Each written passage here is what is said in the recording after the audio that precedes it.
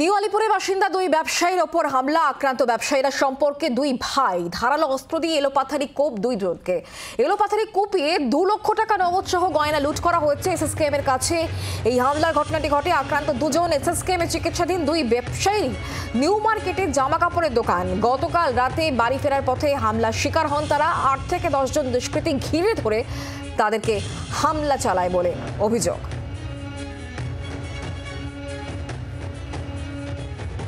ঘটনা হয়েছে পিজির সামনে, আপনার এখানে ওই সুগার স্পাইস কেকের যে শোরুমটা আছে একদম ওর সামনেইটা হয়েছে।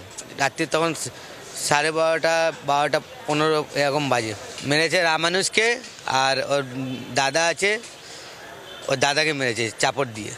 সব টিএমসি পার্টি, কিন্তু ওই দিক দিয়ে ছেলেরা বলছে আমার পার্টিতে থাকতে হবে, কিন্তু ও বলছে আমাকে টাকা দিতে হবে এখানে ডালা লাগালে, মানে জোর জবরদস্তি করে। ওরা মানে রাতেবেলাকে বাড়ি যাচ্ছে দোকান বন্ধ করে, ওরা রাস্তায় ধরে মেরে দিচ্ছে। মানে আমরা তো গরিব মানুষ, কাজে যাচ্ছি, মানে বাড়ি যাচ্ছি, রাস্তায় ধরছে, মারছে।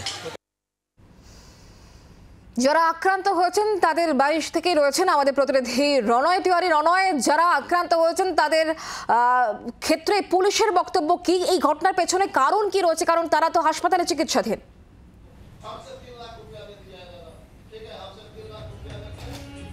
দেখো, দুই ভাই তারা হাসপাতালে চিকিৎসাধীন ছিলেন। তাদেরকে কিছুক্ষণ আগেই বাড়িতে নিয়ে আসা হয়েছে। একটি ঘরে দেখাবো ছোট ভাই অর্থাৎ মান্নু কুমার সিং, তিনি বিছানায় রয়েছেন। তার পিঠে তুমি দেখতে পাচ্ছ ব্যান্ডেজ রয়েছে, মাথায় আঘাতের চিহ্ন রয়েছে, হাতে আঘাতের চিহ্ন রয়েছে, এবং অপর একটি ঘরে রামানুজ কুমার সিং তিনিও সেখানে রয়েছেন। কথা বলবো। মান্নুজি, কি হয়েছিল গতকাল রাত্রিরে? কেন আপনাদেরকে কেউ মারতে গেল?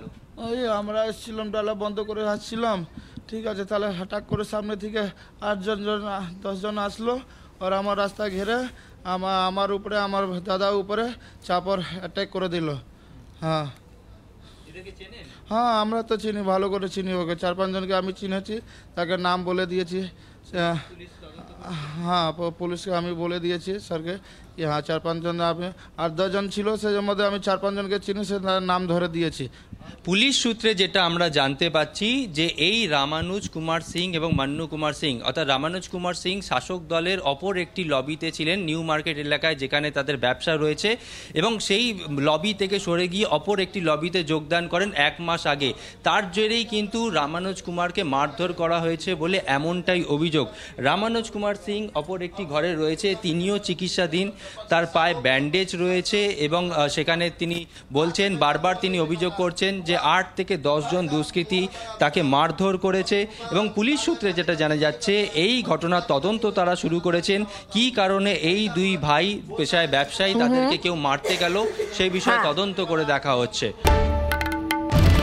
বাংলার আওয়াজ, বাঙালির আবেগ, জি 24 ঘন্টা।